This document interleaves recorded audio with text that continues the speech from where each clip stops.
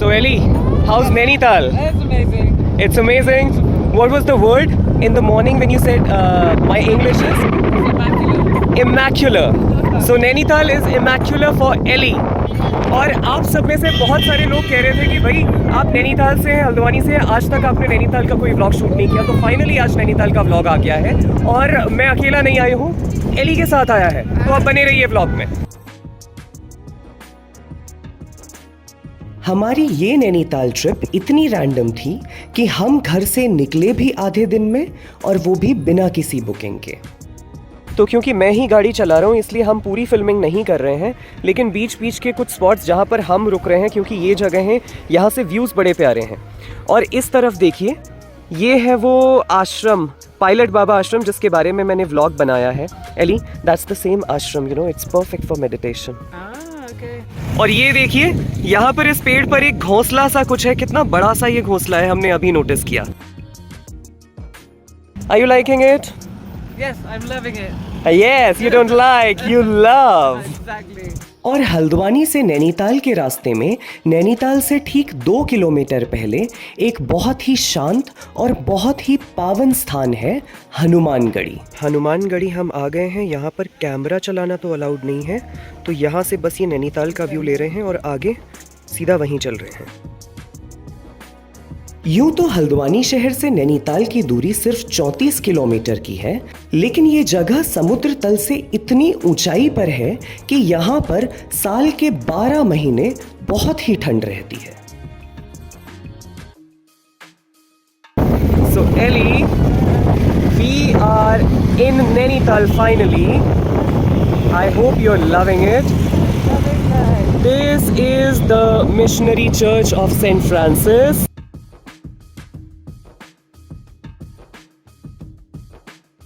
Yeah, so the road which we are taking right now, this was the road on which Indians used to walk, and this higher one was for Britishers during the British time. So that was the difference. खूबसूरत नज़ारों के अलावा नैनीताल की इस mall road पर अंग्रेज़ों द्वारा बनाई गई कुछ महत्वपूर्ण इमारतें भी हैं, जिनमें नैनीताल का rotary club, boat house club और अंग्रेज़ों द्वारा नैनीताल में बनाई गई पहली इमारत पिलग्रिम लॉज प्रमुख हैं।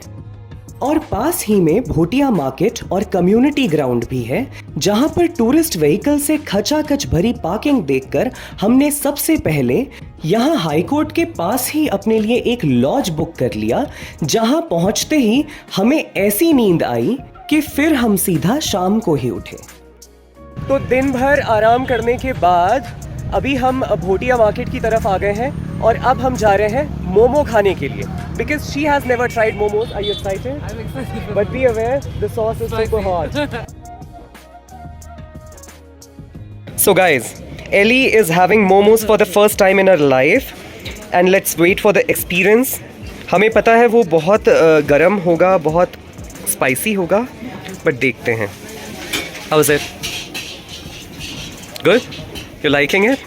Yeah, good. It's not too hot? It's not too hot. That's great. Okay, so this girl is spicy. Yeah, it's not too hot. इस प्राचीन तिब्बती भोटिया मार्केट में आज भी गर्म कपड़ों, तिब्बती हस्तशिल्प और मोमबत्तियों का एक बहुत ही बड़ा और सस्ता बाजार है, जिसे हम कल घूमेंगे। तो एक खूबसूरत नए दिन की शुरुआत हो चुकी है और सुबह की शुरुआत करने हम आ गए हैं यहाँ पर नैनीताल में हिमालय दर्शन व्यू पॉइंट पर।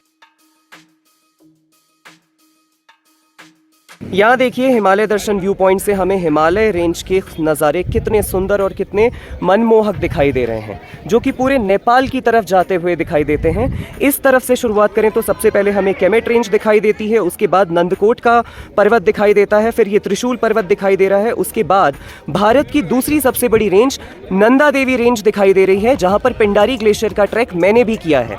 ये भारत की दूसरी सबसे बड़ी रेंज है, पहली कंचनजंगा है जो कि सिक्किम में स्थित है। और उसके बाद यहाँ पर देखिए, ये आपको पंचाचूली रेंज दिखाई दे रही है, जो कि 5 पांडवों को समर्पित है।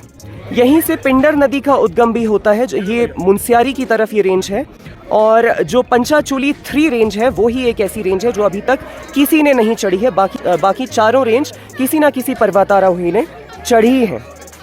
और यहाँ पर देखिए, यहाँ पर हिमालय के नज़ारों के साथ हमारी चाय भी आ गई है और एली को तो चाय का नशा हो गया। Ellie, Do you like the Himalayas? And what about the tea? I love both. Beautiful. So which is better? This Himalaya बेहतर है. Do you have these kind of peaks there? Huh? Do you have these kind of peaks there? No. No, not these higher. I've seen anything. Never seen anything like that. So I'm sure you love them.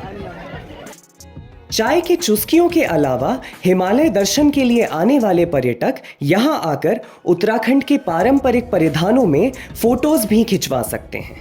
और इसके अलावा नैनीताल का famous mango lake view point भी यहां पास ही में है।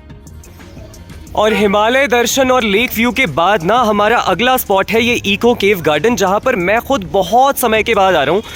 मुझे लगता है कि पहली बार मैं यहाँ पर 2004 में आया था और आज it's not only me but it's Ellie as well. I am coming here after 2004, you know. Yeah a lot has changed. इस इको केव गार्डन में 6 तरह के जानवरों के अंदरूनी आकार वाली प्राकृतिक गुफाएं हैं। Okay, on Beer Grylls today. Come over. इन गुफाओं को एक्सप्लोर करना अपने आप में एक रोमांच है, इसीलिए मैंने तय किया है कि ये व्लॉग मैं आपको अलग से दिखाऊंगा। How's it? बहुत अच्छा।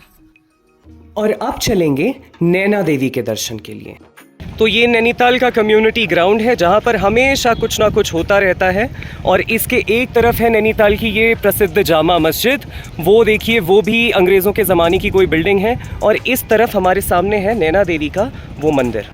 यहाँ नैनीताल की ये जो भोटिया मार्केट है, इसकी खूबसूरती देखिए ना। एक तरफ जामा मस्जिद है, सामने मंदिर है और उसके बगल में ही गुरुद्वारा भी है। और इस तरफ देखिए, यहाँ पर ये तिब्बती रेफ्यूजीज भी कभी कभी इस तरह से अपनी प्रार्थनाएं और अपने हो सकता है कभी कभी प्रोटेस्ट भी लेकर बैठते हैं। तो अभी हम पहले नैना देवी मंदिर की तरफ जाते हैं, जो कि 51 शक्तिपीठों में से एक माना जाता है, जहाँ पर देवी सती की बाईं आंख गिरी थी। और वो कहानी मैंने एली को पहले सुनाई है। माता सती ने अपने पिता प्रजापति दक्ष द्वारा अपने पति भगवान शिव का अपमान किए जाने के विरोध में उन्हीं के यज्ञ कुंड में कूदकर आत्मदाह किया। और भगवान शिव को उनकी पत्नी के वियोग से निकालने के लिए भगवान विष्णु ने माता सती के शरीर का अपने सुदर्शन चक्र से विच्छेदन किया। और तभी माता सती की बाईं आंख यहाँ गिरी और ये शक्तिपीठ बना। तो माता नैना देवी के मंदिर की कहानी तो मैंने आपको बताई, लेकिन देखिए शक्ति और प्रताप की महिमा देखिए कि ये जो मंदिर है ना, ये इधर एल्मा हिल पर हुआ करता था। और 1880 में भूस्खलन के बाद ये मंदिर खिसक कर यहाँ आ गया। और आश्चर्य की बात ये है कि ये मंदिर बस कुछ ही हद तक जमीन पर टिका हुआ है, लेकिन इसका ज्यादातर हिस्सा यहाँ झील की तरफ है। तो वो बाउंड्री अभी बनाई है उन लोगों ने हल्की फुल्की, लेकिन शक्ति देखिए कि वो मंदिर बस थोड़ा सा ज़मीन पर टिका हुआ है, लेकिन ज़्यादातर हद तक झील पर एक तरह से तैरता हुआ वो मंदिर आज भी है। तो माता नैना देवी के मंदिर के आशीर्वाद के साथ यहाँ पर हमारी नैनीताल यात्रा संपन्न होती है। आई होप आपको ये वीडियो पसंद आई होगी। वीडियो पसंद आई हो तो उसे लाइक कीजिए, चैनल को सब्सक्राइब कीजिए और अपने दोस्तों के साथ शेयर कीजिए। यहाँ से मैं और एली आगे चल रहे हैं कैंची धाम मंदिर की यात्रा पर, लेकिन मिलते हैं आपसे एक नई यात्रा में। तब तक के लिए जय भारतवर्ष, जय देवभूमि उत्तराखंड।